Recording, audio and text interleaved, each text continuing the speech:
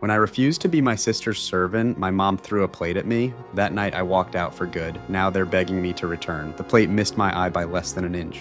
It exploded against the wall behind me. Ceramic shattering, sauce splattering, my mother's scream echoing in the kitchen. And when I touched my cheek and saw blood on my fingers, I realized something. I wasn't their son, I was their servant, and that night I stopped being both. If you've ever been treated like the invisible one, the workhorse, the child who sacrifices while someone else gets the crown, this story is going to hit hard. So hit that like button, subscribe, and settle in, because this isn't just a revenge story. It's about what happens when the quiet one finally decides he's done being quiet. My name is Daniel, and in my house I didn't exist unless something was broken. Sprinkler system flooding the lawn? Daniel, like groceries need hauling? Daniel, Isabella forgot to submit an assignment? Daniel, call the teacher and fix it. Isabella, my younger sister, the golden child. If she breathed, my mother, Claudia, clapped. If she blinked, my father, Victor, financed it. Meanwhile, I was the mule. You know that feeling when you walk into a room and conversation doesn't stop, but it doesn't shift to include you either? That was my entire childhood. Dinner conversations revolved around Isabella's dance recitals, Isabella's fashion blog, Isabella's stress. Meanwhile, I was working part-time after school and handing over half my paycheck because family helps family, but family didn't help me, they used me. It wasn't one big dramatic moment, it was small things. My mother calling me from my room to refill Isabella's water, my father handing me a wrench without looking up from the TV, Isabella snapping her fingers once when she couldn't find her phone charger. I remember the first time I realized it wasn't normal. My friend Ethan came over once and watched my sister toss her car keys at me. "Can you fill the tank? I'm late." I caught them automatically. Ethan blinked at me and whispered, "Dude, are you her boyfriend? Or her butler?" I laughed it off. But that night I lay in bed staring at the ceiling thinking, why did I laugh? Why didn't I say no? Because saying no in my house was an act of war. It was a Tuesday, nothing special. Pasta, garlic bread, Isabella complaining about her internship being emotionally draining. I just come back from a 10-hour shift covering for a coworker. My back ached. My hands were raw from lifting. "Daniel," my mom said casually, not even looking at me. "After dinner, you need to go fix Isabella's car. The engine light is on." I paused mid-bite. "I'm exhausted." The fork froze halfway to my mouth. The table went silent. "What did you say?" Victor asked slowly. "I said, I'm exhausted. I can look at it tomorrow." Isabella rolled her eyes. "Oh my God, it's not that hard. You're being dramatic." Something inside my chest tightened. For years I had swallowed it. But that night, I was tired, not just physically. "I'm not fixing it," I said, calm, measured. The sound that came out of my mother wasn't anger. It was disbelief. "How dare you speak like that in my house?" "Your house, not our house." I looked at her, really looked at her. "When was the last time Isabella fixed something for me?"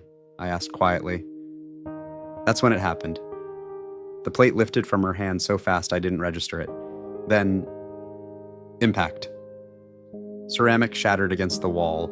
Something sliced my cheek. Sauce dripped down my collar. Isabella gasped. Victor stood up so abruptly his chair scraped across tile like a scream. "You ungrateful boy," my mother shouted. Boy. I was 23. Blood trickled warm down my face, and suddenly, I felt nothing. No rage, no shock, just clarity. I walked to the bathroom, locked the door, stared at myself in the mirror, red line across my cheek, sauce in my hair, eyes empty, and I whispered to my reflection, "I'm done." I didn't leave that night. That's what they expected. Drama, yelling, explosion. Instead, I apologized. Soft voice, head down. I shouldn't have talked back. You could see the relief wash over them, the control restored. But something had shifted. I started documenting everything. Photos of the cut, audio recordings of arguments, screenshots of text messages demanding money. I opened a separate bank account, redirected my paychecks, saved every dollar. I pretended to fix Isabella's car the next day. I smiled at dinner. I became the obedient mule again. But inside, I was counting. Mr. Henrik Dahl lived next door, retired, quiet, observant. One evening while I was taking trash out, he caught sight of the fading scar. Your mother throws things often? He asked bluntly. I froze. He had seen. Apparently the kitchen window had been open that night. He heard the shouting, the crash. He gave me a look that wasn't pity. It was understanding. Son, he said, you don't owe anyone your dignity. That sentence echoed in my skull for weeks. He later wrote a statement, unprompted, describing what he witnessed and previous incidents of shouting and objects thrown. I hadn't even asked. Someone believed me. For the first time, someone saw me. After my grandfather passed, I found letters he'd written me years ago, but my mother had forgotten to give me.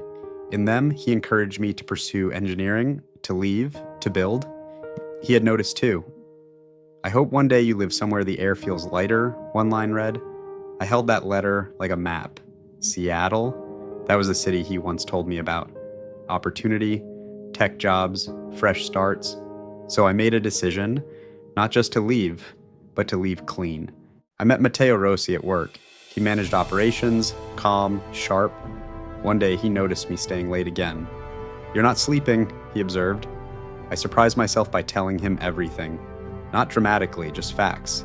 He didn't flinch. You're planning to leave, he said. Yes? Good, do it strategically. He helped me polish my resume. Connected me with a contact in Seattle, taught me about tenant rights and documentation.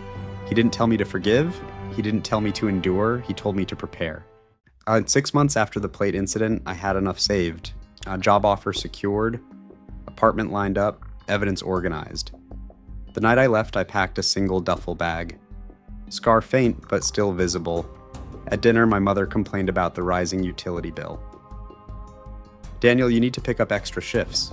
I actually stood. I won't be here. Silence. What does that mean? Victor demanded. It means I'm leaving. Isabella laughed. Stop being dramatic. I placed copies of witness statements and photos on the table. If you contact me to harass or threaten me, I'll file charges for assault. My mother's face drained of color. You wouldn't. I already did. Because that morning, I had. Report filed, documentation submitted. This wasn't revenge through screaming, it was revenge through truth. I walked to the door. No one stopped me. For the first time in my life, no one ordered me to stay. Legal notices arrived within weeks. Mr. Dahl's testimony carried weight. Medical documentation of the cut, audio recordings of verbal abuse, the narrative my family had built, the ungrateful son, the dramatic exaggeration, began to crack. Friends started asking questions, extended relatives heard. Reputation matters to people like Claudia and Victor, and suddenly, they were the ones explaining. Isabella's internship supervisor quietly distanced herself after rumors of household instability surfaced. Victor's business partner expressed concern over temper issues. Consequences, not explosive, but steady, like gravity finally turning on. I arrived in Seattle with 2 bags and a job offer. The air really did feel lighter. First paycheck that stayed in my account. First night in an apartment where silence wasn't heavy. I bought my own dishes, and when one slipped from my hand and shattered accidentally on the floor, I didn't flinch. I laughed. Because no one was going to throw one at me again. 3 months later, my phone buzzed. Mom, decline. Dad, decline. Text from Isabella. We need you. Things are falling apart. I stared at the scar in the mirror, that thin pale line across my cheek. Physical proof I hadn't imagined it. Another message came. Please come home. Home. That word had never meant safety. I typed one sentence like, I already am. Blocked. And in that moment, the weight I'd carried for years, responsibility that was never mine, slid off my shoulders. It wasn't about destroying them. It was about refusing to carry them. People call it revenge, but revenge is about hurting someone back. This was reclamation. Sometimes justice isn't loud. Sometimes it's just walking away with proof and never looking back. If this story hit you, if you've ever been the invisible one, the scapegoat, the family workhorse, drop a comment below. I read them. Hit like if you believe dignity isn't negotiable, and subscribe for more stories where the quiet ones stop being quiet and karma finally clocks in for work. Until next time.